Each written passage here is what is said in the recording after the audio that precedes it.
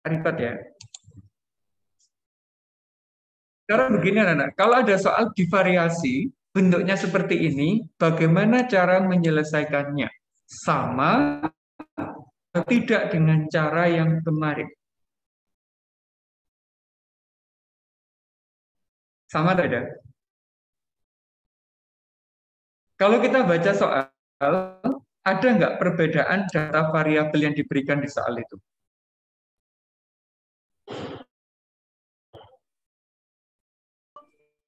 Di soal sebelumnya, variabel yang diketahui di soal itu ada berapa? Ada satu saja ya, yaitu variabel massa salah satu zat. Tapi di soal ini ada berapa data variabel yang diberikan? Ada dua. Kalau jumlah variabel yang diketahui berbeda, apakah menyelesaikannya sama? Ternyata berbeda. Loh, bedanya di mana? Kalau ini molnya cuma satu yang bisa dihitung. Tapi kalau ini molnya ada dua yang bisa dihitung. Maka cara penyelesaiannya akan ada sedikit perbedaan. Bagaimana penyelesaiannya? Itu mau tidak mau kita masuk di sini. Ada konsep yang selanjutnya, yaitu masalah reaksi pembatas. Apa reaksi pembatas itu? Hari ini saya yakin anak-anak langsung paham. Langsung digunakan di perhitungan bisa. Karena apa? Reaksi pembatas itu adalah salah satu konsep yang paling penting di dalam stoikiometri kimia. Jadi nanti kalau ketemu soal, paling banyak menggunakan yang konsep reaksi pembatas daripada yang kemarin. Siap ya? Oke. Konsepnya dulu. Nah ini, agar mempermudah kita buat suatu analogi. Analoginya begini. Misalnya Mas Alfayed itu punya apa ya, semacam pabrik perakit. Nah, di dalam bengkelnya ada 8 bodi mobil. Kemudian juga tersedia 48 ban. Karena permintaannya banyak, dirakitlah bodi mobil itu dengan ban agar menjadi mobil jadi.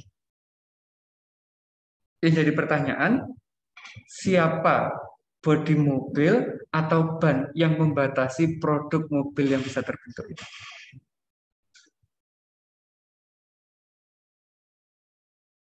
Maksudnya gini, produk ini tergantung pada bodi mobil apa tergantung pada bannya? Tergantung pada bodinya. Kenapa kok tergantung pada bodinya? Karena jumlahnya lebih sedikit. Nah, yang jumlahnya lebih sedikit itu anak-anak nanti dikenal sebagai pembatas produk. Nah, pembatas produk dalam reaksi kimia nanti dikenal sebagai apa? Reaksi pembatas. Habis yang ini. Bagaimana dengan yang ini? Kalau dua zat direaksikan, pasti salah satunya akan habis, mungkin salah satunya akan bersisa. Analoginya, ini dianggap sebagai reaksi yang pertama, ini sebagai reaksi yang kedua, ini adalah sebagai produknya. Nah, yang ini anak-anak kan nggak terpakai. Karena satu mobil hanya butuh 4 ban, maka kalau ada 8 bodi mobil yang dipakai hanya berapa? 32. Yang 16 itu sebagai sisa. Dikenal sebagai pereaksi sisa. Istilahnya begitu. Lain habis ini nanti dikenal sebagai pereaksi pembatas. Paham ya? Ada dua, ada pereaksi sisa, ada pereaksi pembatas. Ini kalau di pabrik mobil, di kimia ya apa? Yang menentukan mana pembatas, mana yang bersisa, itu adalah pakai perbandingan molnya. Siap ya? Masuk ke contoh soalnya. Begini. Ini soal yang tadi. Banyak 14 gram nitro direaksikan dengan 8 gram gas hidrogen untuk menghasilkan amonia. Pertanyaannya adalah berapa massa amonia yang dihasilkan? Apakah 14 ditambah 8 langsung 22 gram? Atau nanti nitrogennya tidak habis bereaksi, atau hidrogennya yang habis bereaksi? Kita harus tahu anak-anak. Nah, terus gimana menyelesaikannya? Mau tidak mau kita harus mencari mol masing-masing zat dulu. Ini caranya. Nitrogen ya. Mol itu massa dibagi dengan mR. Massanya ini. Kok 28? Dari mana dapatnya 28 itu? N-nya kan 2, kira-kira ya. N 2. Berarti di sini 14 dikali 2. Ketemunya setengah mol. Gampang ya? Ngitungnya cuma gitu aja. Kalau hidrogennya bagaimana? Sama. Massa dibagi mR. Massanya adalah 8, mR-nya 2. H2. Setiap atom H massanya 1, maka mR-nya adalah 2. Kalau sudah kita hitung masing-masing molnya anak-anak, langkah selanjutnya adalah kita membuat persamaan reaksinya. Ini persamaan reaksinya. Udah setara atau belum? Belum. Mana yang dikasih koefisien pertama kali? NH3. Dikasih berapa koefisiennya? Kasih 2. 2.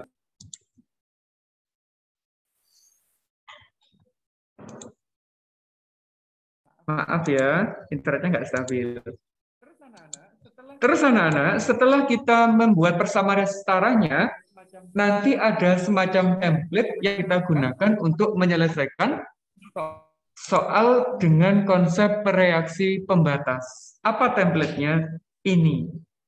Ada kondisi mula-mula, begitu. Terus ada kondisi reaksi, dan ada kondisi sisa. Oke ya, ada 3 ya. Ada mula-mula, ada reaksi, ada sisa. Yang di sebelah kiri panah itu reaktan, jumlahnya akan berkurang. Yang di sebelah kanan itu produk, jumlahnya akan bertambah. Itu cirinya begitu kalau stoichiometri. Jadi ada mula-mula, ada reaksi, ada sisa. Selalu gunakan ini, maka semua soal akan mudah untuk terjawab. Gitu ya? Oke. Nah, apa yang dimasukkan di mula-mula? Yaitu mol-mol zat yang sudah kita hitung di atas tadi. Nitrogen misalnya, berapa molnya? Ya, masukkan 0,5 di situ. Berapa hidrogen? 4. Berapa amonia? Ada nggak di atas tadi kita ngitung amonia gitu? Nggak ada. Kalau nggak ada berarti nilainya adalah 0. Begitu anak. Kalau nggak diketahui berarti kita nulisnya adalah 0. Yang jadi PR adalah bagian ini. Berapa mol yang bereaksi? Kalau anak-anak bisa menentukan mol yang bereaksi, berarti sangat menguasai konsep reaksi pembatas. Kalau di sini masih belum menguasai, belum bisa menentukan yang bereaksi, harus berlatih lebih giat lagi. Gitu ya. Gimana cara menentukan bereaksi? Ada cara mudah, anak. Ini kan ada 2 zat ya. Ada nitrogen, ada hidrogen. Yang nitrogen itu disebut sebagai zat yang depan, hidrogen disebut sebagai zat yang belakang. Coba aja habiskan yang depan. Berarti siapa yang dihabiskan? Nitrogen. Berapa molnya? Habiskan itu. Berarti 0,5 dipasang di bagian reaksi. Kalau nitrogennya adalah 0,5 mol, kira-kira hidrogennya berapa mol yang bereaksi? 1,5. Dapat dari mana, Mbak, 1,5? 0,5 dikali 3. Dasarnya dari apa itu? Perbandingan apa? Perbandingan H2, N2. Perbandingan koefisien antara siapa? N2 dan H2. Coba di sini berapa koefisiennya? 1. 1. Kalau koefisiennya 1, berapa mol yang bereaksi? 0,5. Berarti kalau sekarang koefisien jadi 3 untuk hidrogen, berapa yang bereaksi? Ya, 3 dibagi 1 dikali ini. Kalau matematika kan gitu logikanya ya. Maka ketemunya adalah 1,5 mol. Lek 1 ya 0,5, lek 3 pasti ya 1,5. 3 kali lipatnya. Boleh kamu. Bisa menentukan yang ini? Saya ulangi ya. Dipasang yang depan dulu sebanyak 0,5. Kalau ini 0,5, berapa hidrogennya? 1,5. Kenapa 1,5? Perbandingannya 1:3. Ayo sekarang berapa amoniak yang dihasilkan? Berapa mol? 1. 1. Bisa menentukan 1? Mengapa kok 1? Karena di sini koefisiennya adalah 2. Kalau koefisien 1, 0,5, Rek. Berarti kalau 2, 1, karena 2 kali lipat. Begitu ya? Oke, paham untuk bagian ini? Kalau sudah, ikuti yang di sisa. Tentukan yang di sisa. Berapa yang bersisa di sini? 0, karena dikurangi. Hati-hati, yang kiri itu dikurangi, anak-anak. 0,5 dikurangi ini. Ini berapa? 2,5. 2,5. Yang di sini hati-hati, tidak dikurangi tapi malah dijumlah. Berapa? 1. Begitu. Berapa mol ini? 1 mol. Lah yang ditanyakan anak-anak itu kan masanya amonia. Amonia kan yang NH3 kan? Ada molnya nggak di sini? Kalau sudah ada molnya, untuk menghitung berapa massa amoniaknya ya mudah. Kita gunakan konsep yang kemarin. Massa itu adalah mol dikali dengan mR. Molnya ini, mR-nya 17, dapat dari mana 17? N-nya kan 14 ya. Ini N-nya kan 14. Hidrogennya ada 3.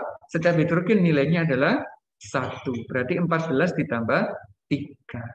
Jadinya 17 gram. Kalau ditanyakan siapa yang reaksi pembatasnya? Nitrogen. Nitrogen. Yang habis tadi kan nitrogen. Siapa yang reaksi sisanya? Nah, begitu. Yang ini adalah pembatas, yang ini adalah sisa. Bisa dipahami? Alhamdulillah. Ada yang ditanyakan? Ada? Nanti tugasnya kayak gini masalah. 1 apa 2 apa 3 apa 4 apa 5? 1. 1. Paham yang ini ya? Oke, lek paham tak lanjut.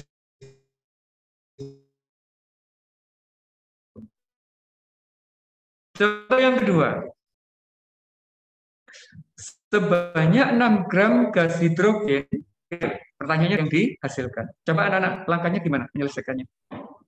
Sama ya. Pertama adalah dicari molnya. 6 gram, 2, berarti nilainya adalah 3 mol. Oksigennya 32 gram, mR-nya 32. 16 kali 2. Ketemunya 1 mol. Kalau sudah, masukkan di persamaan reaksi. Udah setara apa belum ini? Belum. Mana dikasih koefisien? Nah, begitu. Oksigennya nggak usah, karena sudah ada 2. Kalau sudah, masukkan template-nya nggak tadi? Mula-mula, reaksi, sisa. Berkurang, bertambah. Berapa mol yang dimasukkan di sini? Hidrogennya? 3. Oksigennya berapa? 1. H2O-nya berapa? 0. 0. Karena nggak ngitung 2O tadi di atas gitu ya, 0. Berapa yang bereaksi sekarang? 3 apa 1?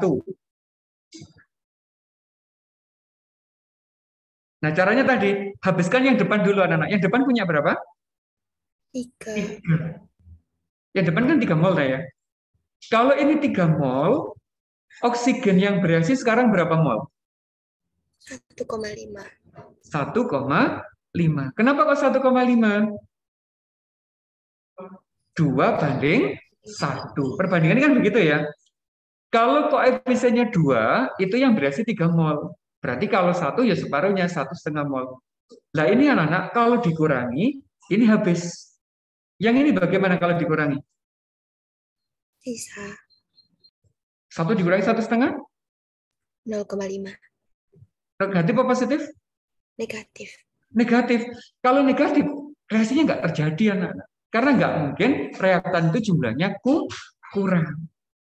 Jadi kalau anak-anak pas ngurangi ini ketemunya negatif, reaksinya itu berarti tidak bisa dipakai. Artinya kita tidak bisa menghabiskan yang depan anak-anak. Saya ulangi ya, biar paham. Ini punya 3 mol, pasang yang depan 3 mol. Berarti yang di sini separuhnya 1,5 mol. Saat dikurangi, ini habis. Ini negatif. Kalau negatif, berarti kita tidak boleh menghabiskan yang depan. Mau nggak mau harus menghabiskan yang belakang. Berapa yang dipasang di sini? 1. Satu. Kalau di sini dipasang 1 mol, berapa hidrogen yang bereaksi? 2. 2, karena perbandingannya 1:2. Berapa air yang dihasilkan molnya? 2. 2. Gitu ya. Cirinya, kalau depan nggak habis, pasti yang belakang yang habis, anak. Itu dalam reaksi kimia. Coba sisanya. 1 yang di sini, mol, yang di sini 2. Terus, ini disebut sebagai apa? Sisa. Persisa, yang ini disebut sebagai apa? Reaksi pembatas. Ini ketemu yang A, pembatasnya adalah molekul oksigen. Berapa massa uap air yang dihasilkan sekarang? Ini. Massa uap air berarti mol dikali MR. Molnya ini 2. MR-nya 18. Dapat dari mana? O itu 16, hidrogennya ada 2 ya. Maka 16 tambah 2 jumlahnya adalah 18. Maka masanya 36 gram. Bisa dipahami untuk contoh yang kedua? Ada pertanyaan? Enggak. Enggak ada. Belum. Kalau enggak ada satu lagi coba. Ya apa cara garap yang ini? Yuk tak pandu ya dari sini.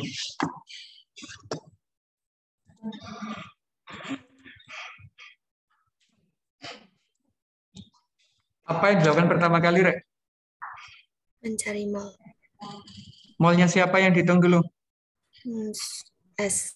Sulfur. Sulfur. Pakai massa dibagi air ya, karena unsur ya. Masanya berapa di situ? 32. 32. Ini berapa sulfur? 32. Mol. Kemudian yang kedua, molnya siapa yang dicari? Oksigen.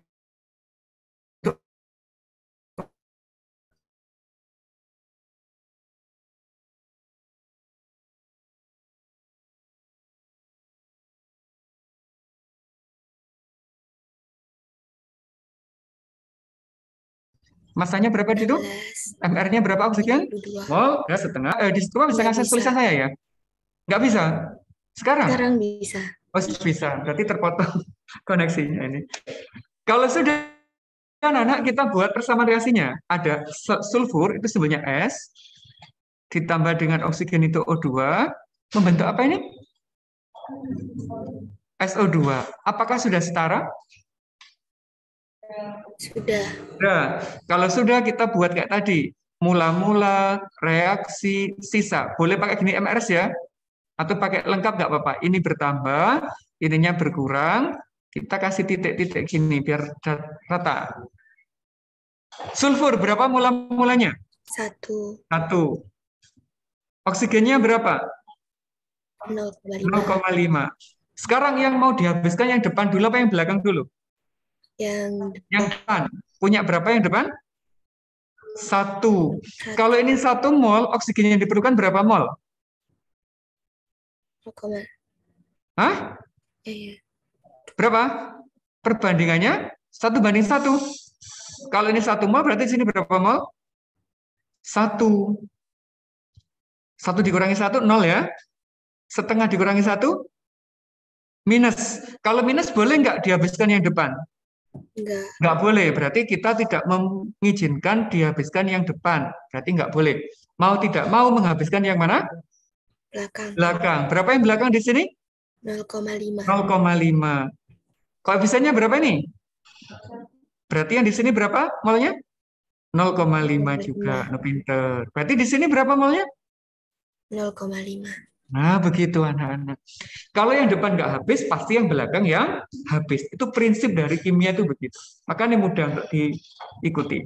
Coba yang ini, sisanya bagaimana? 0,5, yang di sini 0, yang di sini 0,5. Mana yang pembatas? Oksigen. Ini 3. namanya variasi pembatas karena habis. Mana yang bersisa? Sulfurnya. Lo gampang kan ya? Yang ditanyakan di soal apa di situ, Rek?